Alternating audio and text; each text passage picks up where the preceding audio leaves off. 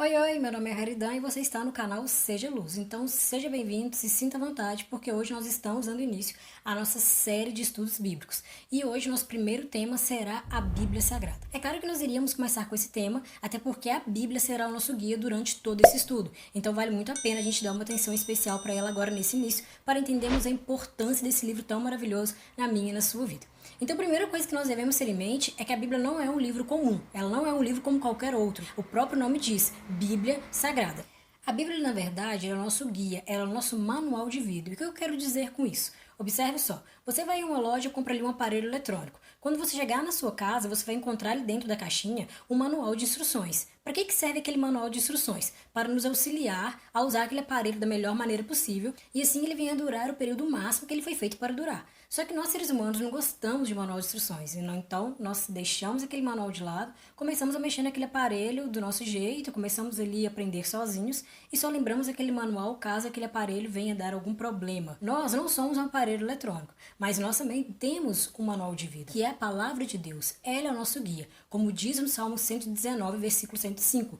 Lâmpada para os meus pés é a tua palavra e luz para os meus caminhos. Só que nós, muitas das vezes também, deixamos a Bíblia de lado e queremos viver a nossa vida do nosso jeito, como nos agrada. E quando algumas coisas começam a dar errado, então nós buscamos a Bíblia para tentar consertar alguns problemas que poderiam ter sido evitados. A Bíblia é o livro mais vendido e mais traduzido em toda a história da humanidade, mas infelizmente também ele é o menos compreendido. Porque se a gente parar para analisar, quase todo mundo tem uma Bíblia em casa, mas poucos de fato estudam, examinam as escrituras. Muitos podem até ler, mas como eu disse, poucos param para estudar de fato a Bíblia. E o estudo da Bíblia traz um benefício maravilhoso para a nossa vida. Esse estudo vai nos impedir de sermos enganados por algumas pessoas ou até mesmo por alguns líderes religiosos que muitas das vezes não têm um bom relacionamento com Deus. Então, tudo aquilo que você ouve falar sobre Jesus, você deve parar, pegar a Bíblia em oração, estudá-la, examiná-la para comprovar se aquilo de fato é verdade. Não é apenas ouvir o que o pastor, ou o que o padre, ou que qualquer outro líder religioso falou,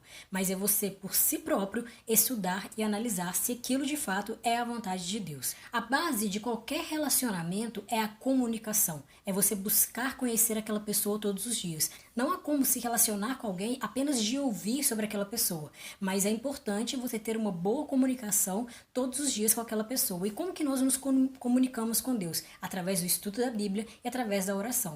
Deus fala conosco através da Bíblia e nós falamos com Deus através da oração. Então é necessário esse relacionamento, buscar aprender mais de Deus para sim esse relacionamento crescer. Ok, mas como que Jesus, o mestre dos mestres, considerava esse livro? Como que ele considerava a Bíblia? A resposta está em João, Evangelho de João, capítulo 17, versículo 17, que vem nos dizendo: santifica-os na verdade, a tua palavra é a verdade. Então observe só, nesse momento Jesus ele estava ali com os discípulos e ele estava prestes a ser crucificado. Era um momento de dor, era um momento de tristeza, tanto para Jesus como também para os discípulos. E eles então ali estavam conversando. Jesus então faz uma oração e ele diz: santifica-os na verdade. O que é a verdade? Ele responde: a tua palavra é a verdade. Então Jesus considerava as escrituras, considerava a Bíblia como sendo a verdade, a fonte da verdade. Na Bíblia não há mentiras.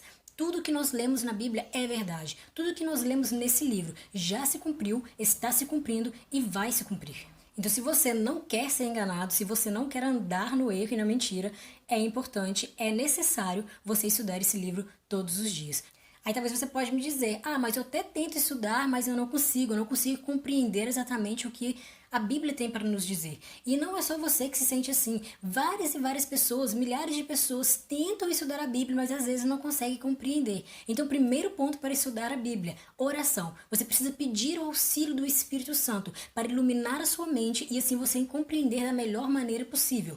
E segundo ponto, é o texto que está em Atos, capítulo 8, a partir do versículo 26. Ali nós encontramos a história de Filipe e do eunuco. Então, observe só o que a palavra de Deus nos diz a partir de Atos, capítulo 8, versículo 26. Um anjo do Senhor falou a Filipe dizendo: dispõe-te e vai para o lado do sul, no caminho que desce de Jerusalém a Gaza. este se acha deserto. Ele se levantou e foi. Filipe, nesse momento, ele estava na região norte, lá na região de Samaria. Então, um anjo do Senhor fala então para Filipe descer para o lado totalmente oposto, para a região sul, ali na região de Gaza. E então ele vai.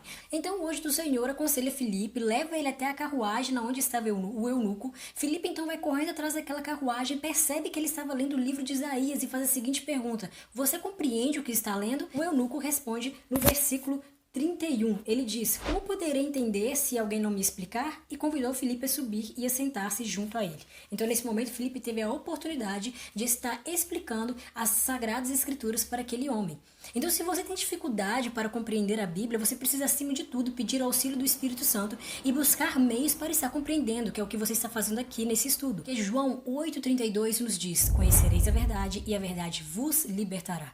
Então, esse é um grande benefício que as Sagradas Escrituras nos traz. Ela nos liberta. E você pode perguntar: mas nos liberta do quê? Primeiramente, ela nos liberta do poder viciante do pecado. Talvez você esteja preso a algum pecado. Talvez você esteja cometendo algo que você sabe que não é certo. Talvez você esteja preso a algum vício que você tenta por suas próprias forças abandonar, mas você não consegue.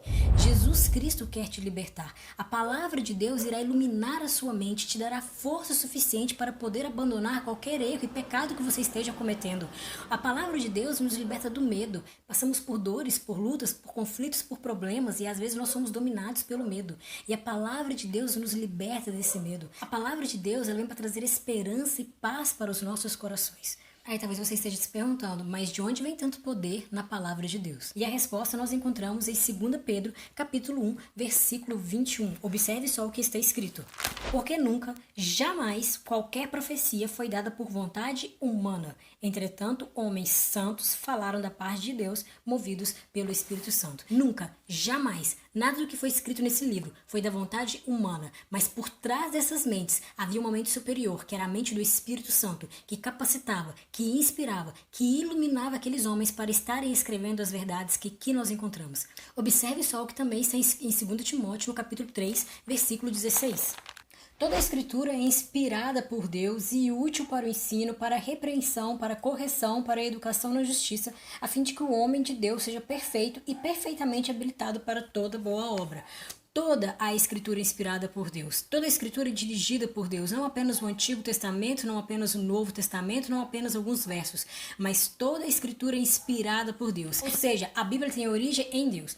E é algo tão incrível e tão maravilhoso, porque a Bíblia ela foi escrita por 40 autores em um período de aproximadamente 1.600 anos. Então, por exemplo, Moisés, que escreveu o Pentateuco, ou seja, os 5 primeiros livros da Bíblia, ele não conheceu, por exemplo, João ou Marcos ou Mateus, que séculos após escreveram ali os evangelhos. Ele não conheceu, por exemplo, Paulo, que séculos após veio escrever ali as cartas paulinas. Então a gente observa que não foram os mesmos homens, nem foi o mesmo período. Mas a Bíblia ela tem uma unidade perfeita, ela se encaixa, mesmo sendo escrita em um período tão longo como 1.600 anos, ou seja, aproximadamente 16 séculos. Se a gente parar para analisar, parece que foi apenas uma pessoa e no mesmo período que escreveu a Bíblia. Então isso aqui é uma prova de que, de fato, quem estava por trás daquelas mentes humanas era uma mente superior, era a mente do Espírito Santo, conduzindo, unificando a Bíblia de maneira perfeita, e foi permitido chegar a cada um de nós hoje para estudarmos e compreendermos ainda nos nossos dias esse Deus tão maravilhoso. Mesmo hoje, vivendo em um mundo contemporâneo, onde tudo é muito relativista, a verdade se torna algo relativista,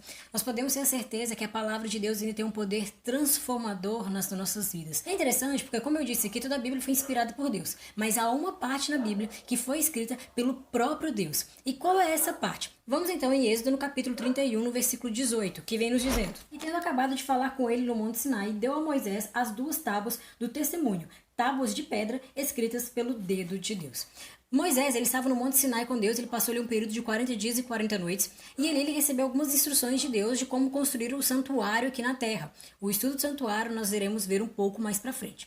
Mas ao final ali de Deus ter dado aquelas instruções para Moisés, Deus então entrega para ele 2 tábuas de pedra, as tábuas do testemunho. O que estavam escritos naquelas tábuas? Era a própria lei de Deus, eram os mandamentos de Deus. É o que nos mostra lá em Deuteronômio, no capítulo 4, versículo 13. Então vos anunciou ele a sua aliança, que vos prescreveu os 10 mandamentos, e os escreveu em 2 tábuas de pedra.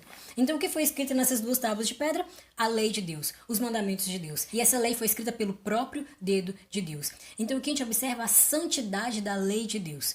A lei de Deus, ela revela, ela nos mostra o caráter dele. E quando nós obedecemos os 10 mandamentos, quando nós guardamos os 10 mandamentos, nós estamos reconhecendo a soberania de Deus na nossa vida. Lá em João, no capítulo 14, no versículo 15, vem nos dizendo: se me amais, guardareis os meus mandamentos. É muito simples de entender. Então, se nós amamos a Deus, automaticamente nós iremos obedecê-lo. Não para sermos salvos, mas porque nós já fomos salvos por Cristo Jesus na cruz do Calvário. Ou seja, é um ato de reconhecimento e gratidão por tudo aquilo que Deus fez, faz e fará em nossas vidas.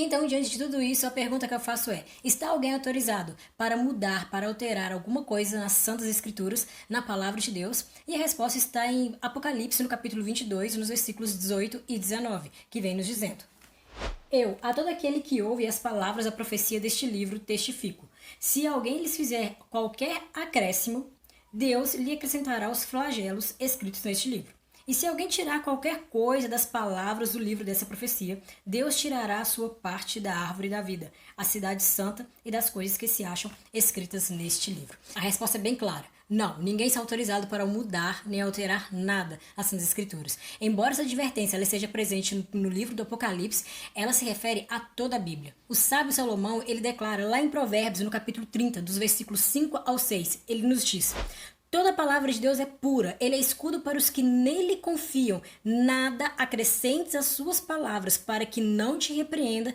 e sejas achado mentiroso. Ele nos diz: toda a palavra de Deus é pura. Ela é escudo para os que nele confiam. E ele então dá o conselho: não mudes nada daquilo que está escrito nesse santo livro. A palavra de Deus é perfeita, nós devemos apenas estudá-la em oração e colocar em prática os seus ensinos. Sabe, nós vivemos em um grande conflito. Toda a humanidade está envolvida nesse conflito, entre o bem e o mal, entre Deus e o inimigo de Deus. Não existe meio termo, há apenas 2 caminhos e eu e você devemos escolher de qual lado nós estaremos. Esse mundo confuso onde nós vivemos, onde as pessoas muitas das vezes não sabem qual caminho seguir, até porque apenas dentro do cristianismo existem cerca de 40 mil denominações, né? Cada dia abre uma igreja nova, então as pessoas ficam um pouco confusas, porque cada igreja prega algo diferente, prega de um Deus diferente, e as pessoas então fazem a seguinte pergunta: qual caminho eu devo seguir? Mas Jesus nos responde em João capítulo 14, versículo 6: eu sou o caminho, a verdade e a vida. Ninguém vem ao Pai senão por mim. Nesse momento, Jesus se coloca como sendo a escada que liga a terra e o céu. Ou seja, se Jesus diz: eu sou o caminho, nós devemos seguir os passos de quem? Nós devemos seguir os passos de Jesus. Mas para eu seguir os passos de Jesus, eu preciso estudar sobre Jesus. E onde eu estudo sobre Jesus? Nas Santas Escrituras. Então é estudando a Bíblia que eu irei conhecer sobre Jesus, que eu irei entender quem de fato é Jesus, o que Ele espera de mim, o que Ele espera da humanidade e quais são os planos dele para as nossas vidas. Então hoje eu quero fazer a você um apelo. Se você não tem dedicado tempo a estudar esse livro tão maravilhoso, peça a Deus para que coloque esse desejo no seu coração. Nesse primeiro momento não precisa ser nada muito exagerado, comece aos poucos, dedique um tempo do seu dia para estar estudando as Escrituras, peça o auxílio do Espírito Santo, ore a Deus e mesmo sem vontade, vá até Ele e peça para que Ele coloque essa vontade no seu coração. Se você está vendo esse vídeo aqui hoje é porque o Espírito Santo tocou na sua mente, tocou no seu coração para te trazer aqui, para estar compreendendo mais sobre esse livro. Entenda, a Bíblia ela foi feita para trazer esperança e tudo que nós mais precisamos nesse momento é de esperança. Se não está sendo fácil a situação na qual nós estamos enfrentando, talvez você tenha passado por problemas, talvez você tenha passado por dificuldades, talvez você esteja um pouco angustiado, mas Jesus ele promete trazer paz aos nossos corações, mesmo em meio às confusões. Até porque ele disse: no mundo tereis aflições, mas tende bom ânimo, eu venci o mundo. Ele venceu e nos dá poder também para vencer. Se hoje você está ouvindo Jesus bater a porta do seu coração, se você está ouvindo hoje Jesus te chamar, não endureça o seu coração, se entregue a Ele e peça a Ele para que a partir de hoje você consiga um tempinho no seu dia para estar na presença de Deus. Então esse foi o estudo de hoje. Se você gostou, curte, compartilha, comente aqui, se inscreva no canal que isso vai ajudar muito e compartilhe com outras pessoas para que juntos venhamos pregar o Evangelho. Eu espero você para o próximo, você não pode perder. E nunca se esqueça, seja luz na vida das pessoas.